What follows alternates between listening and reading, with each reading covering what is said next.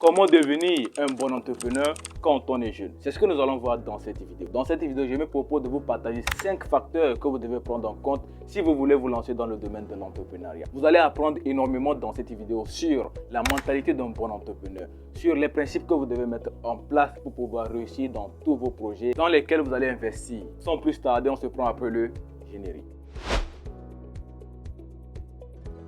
Bonjour à tous, moi c'est Simon de la chaîne Simon Farms. Ici nous parlons d'entrepreneuriat, de business et surtout d'entrepreneuriat avicole. Si vous êtes intéressé par ces thématiques, n'hésitez pas à vous abonner. Cliquez sur la cloche de notification pour ne pas rater du tout les prochaines vidéos que nous allons publier sur cette magnifique chaîne YouTube. Si aujourd'hui tu veux te lancer dans le domaine de l'entrepreneuriat, il y a 5 principes, 5 facteurs que je vais te partager aujourd'hui dans cette vidéo qui vont drastiquement changer le cours de ta vie entrepreneuriale. Donc reste jusqu'au bout de cette vidéo et tu me diras dans la suite, dans les commentaires, ce que tu en as pensé de ces facteurs ou bien de tous ces éléments que je vais te partager dans cette vidéo. Sans plus tarder, on est parti. Le premier facteur, c'est d'apprendre dans le domaine dans lequel vous voulez entreprendre. Aujourd'hui, nous parlons ici d'agriculture principalement, mais nous parlons aussi de d'autres business comme la restauration, les coins de baisse de poulet, tous les autres business qui tournent autour de l'élevage de poulet, ok? Mais si aujourd'hui vous avez un projet quelconque, que ce soit dans le domaine de Internet, que ce soit dans le domaine informatique, ça dépend du domaine dans lequel vous voulez investir. Il faut apprendre dans le domaine avant de vous lancer. Si vous avez déjà la compétence, c'est déjà bien. Là, vous avez déjà coché cette case-là. Mais si vous n'avez pas de compétences dans le domaine, il faudra vous faire former. Aujourd'hui, nous parlons d'agriculture, comme je l'ai dit, sur la chaîne YouTube Simon Farms principalement. Et si tu veux te lancer dans le domaine de l'agriculture et que tu n'as pas de notions dans le domaine de l'agriculture, il faut prendre une formation, ok? Même si tu n'as pas des moyens de prendre une formation, il y a des documents gratuits que tu peux télécharger sur Internet ou bien des vidéos YouTube comme ceci qui sont éducatives, qui vont te permettre de pouvoir apprendre dans le domaine et faire tes armes avant de te lancer, ok? C'est important la formation. Il ne faut pas vous lancer dans un secteur dans lequel vous ne connaissez pas. Moi, je vous raconte une petite histoire. Mon premier business que j'avais lancé, c'était un salon de coiffure. Je vous raconte, moi je ne suis pas coiffeur. Moi je viens d'une formation en électrotechnique, mais j'avais ce projet-là de lancer mon propre salon de coiffure. Je ne pouvais pas aussi aller apprendre la coiffure. Mais qu'est-ce que j'ai fait? Je suis allé voir un pratiquant, c'est que celui qui s'y connaît dans le domaine de la coiffure. On a essayé de causer, j'ai dit bon, j'ai un projet comme ceci, comme ceci. Lui n'avait pas les moyens. Moi j'ai dit je vais mettre les capitaux et maintenant on va investir dans le projet.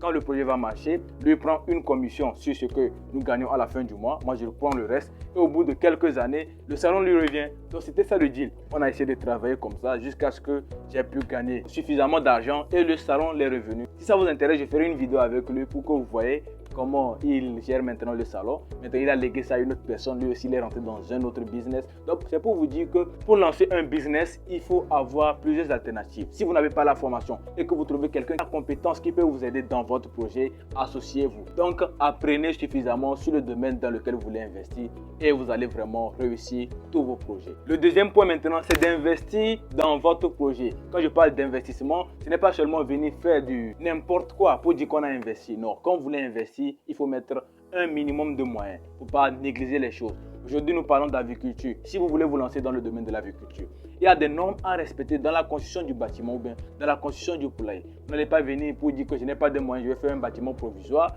et vous allez mettre n'importe quoi dans le poulailler pour dire que j'ai construit mon poulailler, les poulets vont rester. Non, la chose la plus importante au niveau du bâtiment, c'est les normes. La norme sur la ventilation, la norme sur la position du soleil et également la chape à l'intérieur. Ce sont des trucs que vous ne devez pas négliger. Mais d'autres font ça, ils ne mettent même pas la chape, ils laissent le sol comme ça et après tous les sujets sont malades, ils disent que ils ne savent pas qu'est-ce qui se passe, qu'est-ce qui ne se passe pas. C'est parce que tu n'as pas respecté les normes en vigueur. Donc c'est pour cela qu'il dit d'investir suffisamment dans votre projet. Si vous voulez vous lancer dans la restauration, allez-y d'abord vous faire former au niveau de la restauration, comme on a parlé dans le premier point. Et dans le deuxième point, pour investir, il faut mettre les moyens parce que c'est l'image qui fait vendre. Dans la restauration, c'est l'image qui vend. Si vous n'avez pas un restaurant assez quali, les gens ne vont pas venir consommer. Les bars aujourd'hui dans lesquels vous voyez qu'il y a beaucoup d'affluence, comment ils sont présentés? Il faut regarder et copier sur le modèle économique de ces bars-là.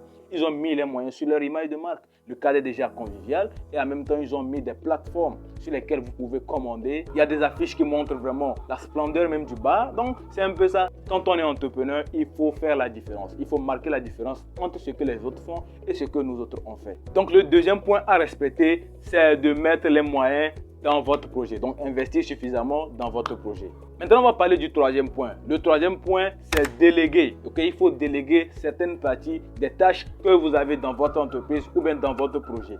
Je prends un exemple. Moi, aujourd'hui, je fais des vidéos sur YouTube. J'ai une chaîne de 7000 abonnés. Grâce à vous, bien sûr. J'essaie de vous remercier pour la force que vous me donnez sur la chaîne YouTube. Aujourd'hui, si je veux vraiment déléguer, il faut d'abord que je m'assure que la chaîne YouTube est rentable, que je peux vraiment payer les autres personnes qui sont autour, qui vont prendre certaines parties de la chaîne YouTube. Je prends l'exemple du montage. Pour faire des vidéos YouTube, il faut monter les vidéos et ça prend beaucoup d'heures. Ok, les vidéos que vous voyez, plus de 50 vidéos, moi je le fais tout seul. Donc ça me prend énormément de temps et j'ai d'autres activités aussi à gérer. Du coup, il faudra aussi prendre un community manager qui va gérer les commentaires, les posts et consorts sur les différents réseaux sociaux. Donc il y a beaucoup de choses qu'on peut déléguer quand on est rentable, bien sûr. Mais il y a certains business dans lesquels vous ne pouvez pas aller seul. Je prends l'exemple d'un restaurant. Vous n'allez pas assurer la gestion, faire le service et consorts. Non. Donc il faudra avoir une personne de main qui va vous aider peut-être dans le service ou bien quelqu'un qui va gérer tout ce qui est comme caisse, l'argent et consorts. Donc cela est très important. Donc c'est très important de déléguer quand on est entrepreneur. Mais déléguer en sachant très bien que vous-même vous maîtrisez ce poste-là. Okay? Quand on parle de gestion, vous avez quelques notions dans les entrées et dans les sorties quotidiennes que vous faites ou bien dans les entrées et sorties du mois. Donc cela vous permet de pouvoir voir si le gestionnaire il vous vole ou bien il ne vous vole pas. Vous avez déjà une petite idée. Sur le service, ça outre, ce n'est pas un problème. Donc je ne sais pas si vous voyez. Donc c'est un peu ça l'idée générale. Il faut déléguer certaines parties pour avoir une certaine flexibilité dans votre temps de travail. Donc, on est entrepreneur pour pouvoir avoir une flexibilité de temps, être libre financièrement. Et pour ce faire, il faut déléguer certains postes de dépenses ou bien certains postes de gestion dans votre projet. Okay? Le quatrième point, c'est le point le plus important, je peux dire, c'est savoir vendre. Je n'essaie de le dire. À quoi bon sert de produire sans savoir vendre? Si on prend le cas de l'élevage, vous produisez, mais vous n'avez pas le marché d'écoulement. Ça veut dire que vous ne serez jamais rentable. Vous avez les poulets, mais vous n'avez pas l'argent. C'est paradoxal, je ne sais pas si vous voyez. Donc, il faut avoir une bonne stratégie de marketing, une bonne stratégie de vente. C'est très important. Si vous n'avez pas ces notions-là, allez-y vous faire former. Il y a des formations sur l'art de vente ou bien sur le marketing d'influence, le marketing de vente. Okay? Comment influencer et vendre par la suite. Il y a beaucoup de formations comme ça. Il y a des gens sur les réseaux sociaux qui proposent ces formations-là. Moi, personnellement, je n'en propose pas. Donc, cherchez des personnes qui ont déjà atteint des paliers que vous aussi vous voulez atteindre et faites-vous former chez eux. Et cela vous permet aussi d'apprendre énormément sur ce que eux autres ils ont déjà mis en place et ce qui marche réellement en termes de vente. Okay? D'autres donnent des cadeaux pour pouvoir vendre en retour un autre service qui va couvrir ce cadeau qu'ils ont offert. Donc c'est plusieurs choses comme ça sur la vente. Apprenez au niveau de la vente, apprenez énormément parce que la vente c'est la clé de la réussite de tout projet. Quel qu'en soit le projet, si vous ne vendez pas, vous n'allez jamais être rentable. Et restez toujours dans cette quête perpétuelle de connaissances. Cherchez à connaître davantage. Trouvez de nouvelles stratégies de vente, de nouvelles stratégies de marketing pour pouvoir étendre votre projet à une grande échelle et faire beaucoup d'argent par la suite. Maintenant, on va parler du cinquième point qui est aussi très important que plusieurs entrepreneurs qui gagnent un peu d'argent négligent. C'est réinvestir dans le business. Okay? Ça peut ne pas être dans le même business, mais dans un sous-business pour avoir plusieurs sources de revenus. C'est très important. Réinvestir dans le business, c'est très important. Aujourd'hui, nous, quand on est entrepreneur, on commence par gagner un peu de sous. On veut flamber. On veut rouler des grosses motos, rouler des grosses voitures pour dire que oui, on est entrepreneur, on a réussi. Ce n'est pas ça, les amis. Il faut avoir cette culture-là de réinvestir. Quand vous avez plusieurs sources de revenus, quand un business ne marche pas, l'autre business couvre ce trou-là. Et cela vous permet d'être toujours indépendant financièrement. C'est ce que nous cherchons, hein.